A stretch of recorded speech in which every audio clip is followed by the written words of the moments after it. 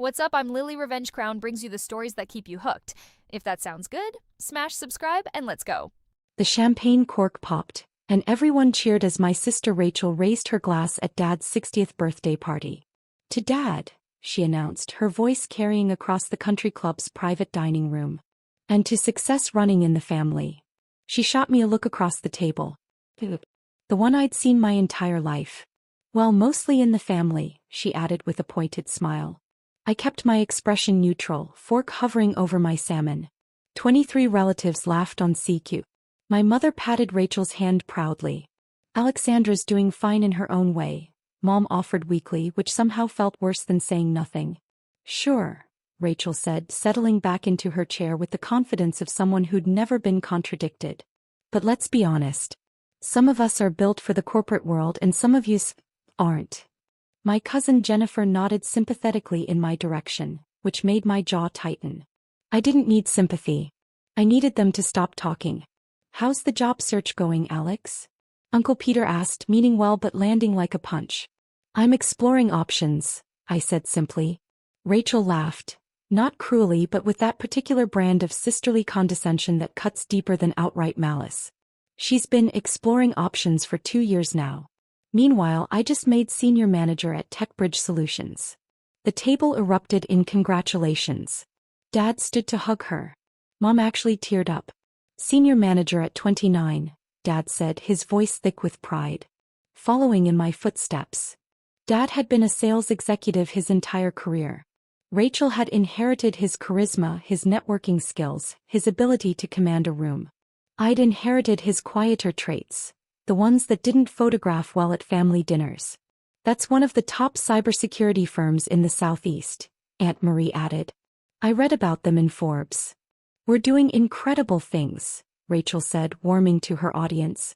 "Our client list includes half the Fortune 500.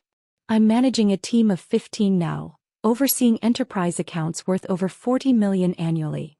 I took a sip of water. 40 million. She had no idea she was managing less than 7% of the company's actual revenue stream. "Alex could probably get you an interview," Mom suggested brightly. "Maybe in administration? I'm sure they need." "Mom," I interrupted gently. "I'm fine." "Are you though?" Rachel leaned forward and I recognized the expression. This was her concerned sister face, the one she used right before saying something devastating disguised as helpful. "Because from where I'm sitting you've been fine for a very long time. No job. No career prospects. Still living in that tiny apartment." "Rachel," Dad said but without much conviction. "I'm just saying what everyone's thinking," Rachel continued. "We're family. We should be honest with each other. And honestly, I'm worried about you, Alex. You're 32. You should have something to show for your life by now." The table went quiet. Someone clinked a fork against a glass, trying to redirect attention back to Dad's birthday. But Rachel wasn't finished. "I mean, what do you even do all day?" I could have told her. I could have explained that I spent my mornings reviewing quarterly reports from 6 different companies. That I had video calls with CEOs and CFOs who managed 9-figure budgets. That my tiny apartment was actually a deliberately modest home in a neighborhood I'd chosen specifically because no one from our family would ever visit. Instead I said, "I read a lot." Rachel's expression collapsed into pity. "Oh, Alex." That's when I excused myself to the bathroom. Not because I was upset. I'd built up immunity to Rachel's commentary years ago. But because I needed to send an email I'd been drafting for 3 weeks. In the marble bathroom I pulled out my phone and opened the encrypted message to James Chen, CEO of TechBridge Solutions. "James, board meeting confirmed for tomorrow 9 a.m. Please proceed with agenda item we discussed. Full shareholder disclosure to executive team. It's time." I hit send, washed my hands and returned to the party. Rachel was showing everyone photos on her phone. Her corner office, her team, some corporate retreat in Scottsdale. Dad looked like he might burst with pride. "That's my girl," he kept saying. "That's my girl." I stayed until the cake was cut, until the speeches were made, until I could slip out without causing a scene. Rachel caught me at the door. "Hey," she said, and her voice was softer now. The audience was gone. "I didn't mean to embarrass you in there." "You didn't. It's just, Uggs, I worry about you. We all do. You're so smart, but you're wasting it. If you just apply yourself, maybe get some proper career counseling. I appreciate the concern, I said evenly. TechBridge is hiring, she pressed. I could put in a word. Maybe something in HR? Or executive assistance. You'd be good at scheduling, coordinating. I'll think about it. She hugged me and I let her because that's what sisters do at the end of birthday parties. I love you, she said. I just want to see you succeed. I know. I drove home to my tiny apartment, a modest 2-bedroom I'd purchased outright 4 years ago, and poured myself a glass of wine. Then I opened my laptop and began preparing for tomorrow's meeting. The backstory with Rachel had always been complicated. Growing up, she was the golden child. Beautiful, outgoing, naturally talented at everything that mattered to our parents. She made varsity cheerleading as a freshman. She dated the quarterback. She got into Dad's alma mater with a partial scholarship. I was the weird one.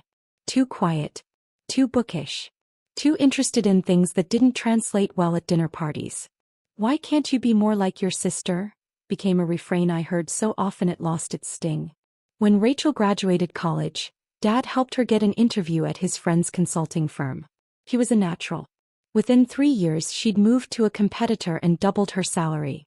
I graduated with a double major in computer science and applied mathematics. Dad asked if I'd considered sales. "You need to develop people skills," he said. "Look at Rachel. She can talk to anyone." What he meant was, why can't you be someone else? So I stopped trying to impress them. I took a quiet job at a government contractor, worked in an anonymous office park, and let my family believe I was barely getting by.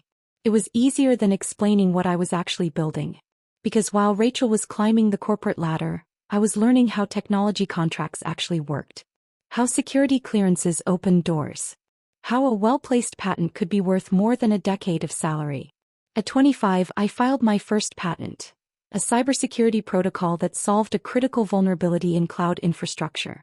The Navy bought it for $1.2 million. I filed 8 more over the next 3 years. By 28, I had enough capital to become an angel investor. I found a struggling cybersecurity startup called TechBridge Solutions. 3 engineers, 1 office, big ideas, no funding. I gave them $800,000 for 51% equity. My lawyer set it up through a shell corporation. Anonymous ownership. The engineers didn't care who was funding them as long as the money cleared. I didn't attend board meetings. I didn't visit the office. I just watched the quarterly reports and let them build. TechBridge exploded. They landed a contract with the Department of Defense. Then another with Homeland Security. Within 2 years they were valued at $40 million. Within 4 years, $180 million. Rachel joined the company 3 years ago. I'd watched her resume come across James Chen's desk. He'd called me, he always called before major hiring decisions. "Your sister?" he'd asked. "Hire her if she's qualified," I'd said. "Treat her like anyone else." He did. And to Rachel's credit, she was good at her job. She didn't need my help. She earned her promotions through legitimate skill and effort. But she had no idea that every paycheck she deposited, every bonus she celebrated, every promotion she announced at family dinners, all of it flowed from a company I controlled. I'd kept it secret for a simple reason. I wanted to see who my family really was. What they really thought of me. How they treated someone they believed had nothing to offer. Now, after 2 years of still unemployed comments, after countless pitying looks and concerned interventions, after Rachel's performance at Dad's birthday party, I was done watching. The TechBridge Solutions headquarters occupied 4 floors of a glass tower in the business district. I'd been inside exactly 3 times. Always after hours, always alone, always to review sensitive documents that couldn't be transmitted digitally. This morning, I walked through the front doors at 8:45 a.m. wearing a charcoal suit I'd had tailored in New York. The receptionist glanced up with a practiced smile. "Good morning. Do you have an appointment?" "Alexandra Mitchell for the 9 o'clock board meeting." Her fingers flew across her keyboard, and I watched her expression shift as she found my name flagged in the system. "Of course, Ms. Mitchell. 9th floor, conference room A. I'll let them know you're here." The elevator ride felt longer than it should have. I checked my reflection in the polished doors. Composed. Professional. Ready. The 9th floor was executive territory. Corner offices, original artwork, the subtle hush of serious money being managed seriously. James Chin met me at the elevator. Mid-40s, sharp suit, the kind of handshake that communicated both respect and assessment. "Alex," he said warmly. "Ready for this?" "Past ready." He walked me toward the main conference room. "The executive team is assembled. I've told them we have a major shareholder announcement." Rachel asked if it was an acquisition. "What did you say?" "I said she'd find out with everyone else." He paused at the door. "You're sure about this?" I thought of Rachel's face last night.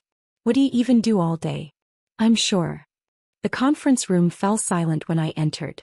12 executives sat around an oval table, the leadership team that ran a $180 million company.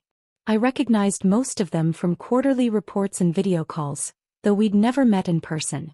Rachel sat 4 seats down, tablet in front of her, looking polished and professional. When she saw me, confusion flickered across her face. "Alex." She glanced at James. "What's going on?" James moved to the head of the table. "Thank you all for making time this morning. We have important business to discuss." He gestured to me. "Most of you know we have a majority shareholder who's preferred to remain anonymous since our founding. That changes today." The room's energy shifted. People sat straighter. Rachel's confusion deepened. "Our majority shareholder has been with us from the beginning," James continued. "Initial funding, strategic guidance, major decisions, all run through this individual. And today they've decided it's time to step forward."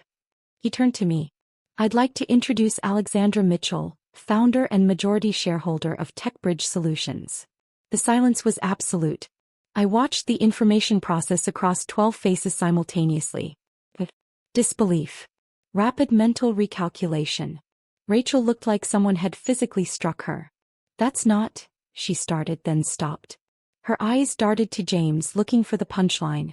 "This is a joke." "It's not a joke," James said calmly. "Alex owns 51% of this company.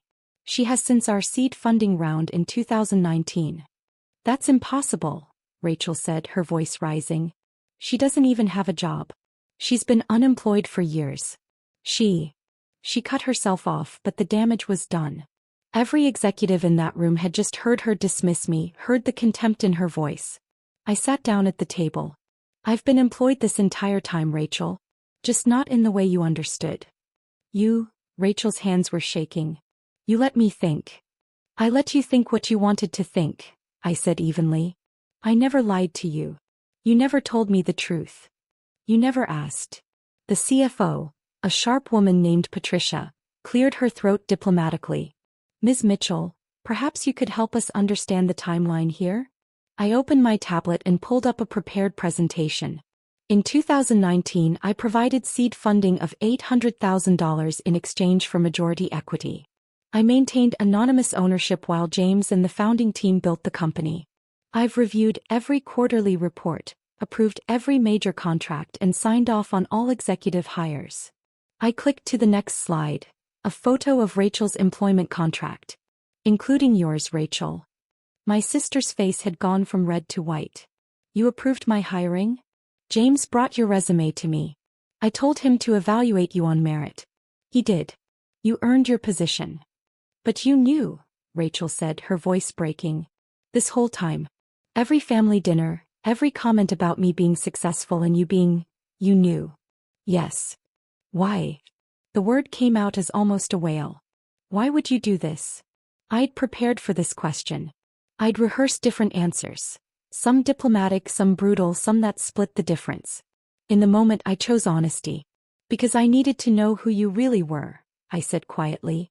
"Who our family really was. What you thought of me when you believed I had nothing to offer you." Rachel stood abruptly. "I need to leave." "Sit down," James said, and his voice carried command. "We're not finished." I can't do this." Rachel kept my voice level. "Sit down. We have business to discuss." She sat, but she looked like she might shatter. I continued the presentation. New strategic initiatives. Upcoming contract bids. A proposed expansion into the European market. All the things a majority shareholder needed to discuss with their executive team. Rachel sat frozen through all of it. I wasn't cruel. I didn't single her out, didn't embarrass her further. I treated her exactly like every other executive in the room, professionally, respectfully, as a valued member of the team, which somehow seemed to make it worse. When the meeting ended 90 minutes later, the other executives filed out with handshakes and promises to follow up. Rachel remained in her seat. James paused at the door. "I'll give you two some privacy." When we were alone, Rachel finally looked at me. "How long have you been planning this?" she asked. "I wasn't planning anything. I was just waiting to see if you'd ever ask about my life. Really ask. Not, how's the job search? Or, still unemployed? Actually ask what I was doing. What mattered to me.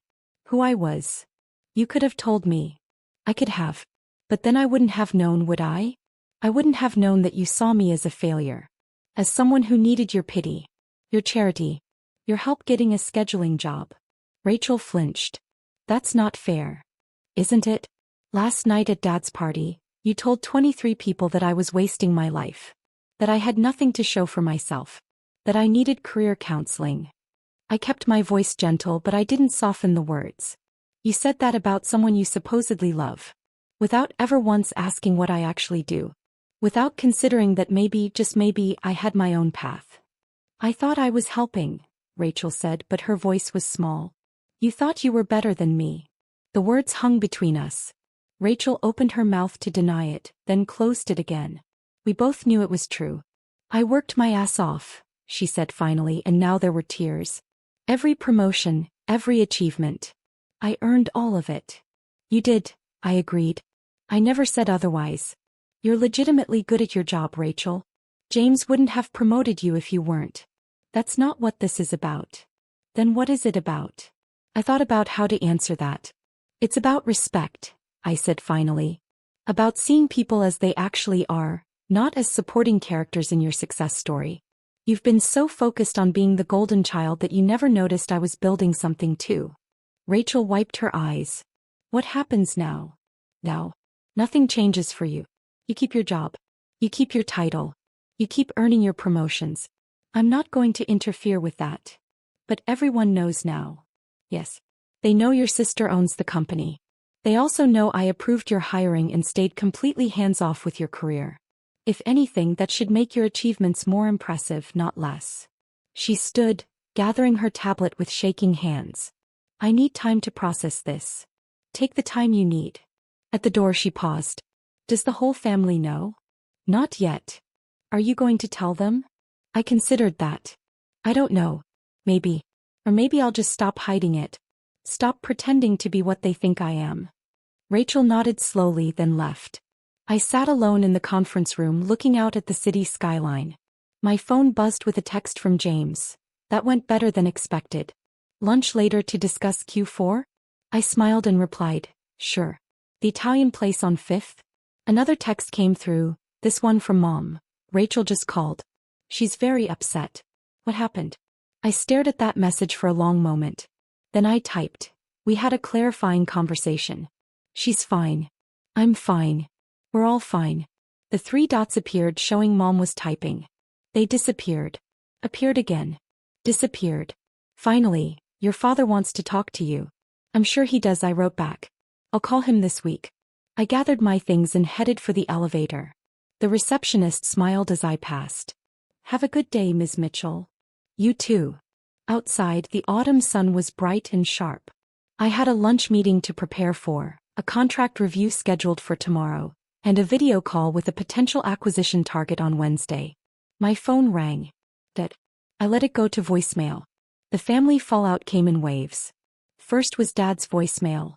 "Alexandra, your mother tells me there was some kind of incident at Rachel's work.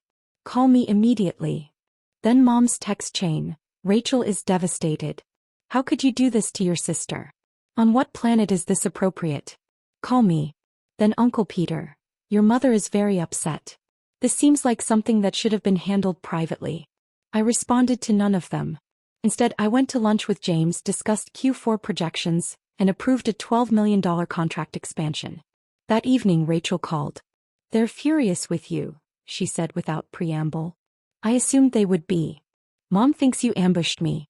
Dad thinks you're being vindictive. Aunt Marie called it psychological warfare. I almost laughed. Did you tell them the truth? That I've owned the company since before you were hired? I tried. They don't understand why you hid it. Do you understand? Silence. Then, I'm starting to. That surprised me. Yeah. I've been thinking about what you said. About respect. About seeing people as they are. She paused. You're right. I didn't see you. I saw what I wanted to see.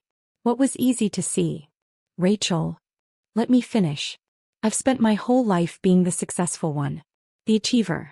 The one who made mom and dad proud. And you were just there. The quiet one. The one who didn't fit.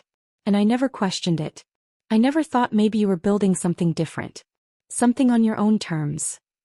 I didn't know what to say to that. I still think you should have told me, Rachel continued. But I understand why you didn't. And I'm sorry. For all of it. Every dismissive comment, every pitying look, every time I made you feel small. My throat tightened. Thank you. There's going to be a family dinner this weekend. An intervention, basically. They want you to explain yourself. I'm not going. I didn't think you would. She hesitated. For what it's worth, I'm going to tell them the truth. The whole truth. About how I treated you. About how we all did. You don't have to do that. Yes, Rachel said firmly. I do. I didn't attend the family intervention. But Rachel did, and she called me afterward. I told them everything, she said. How I mocked you. How I offered to get you a scheduling job at the company you own. How I called you unemployed in front of 23 people. How did they take it? Poorly. Mom tried to defend me. Dad got angry. I stood my ground. Rachel. They need to hear it, Alex.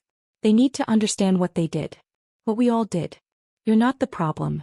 You never were. Something in my chest loosened. Thank you.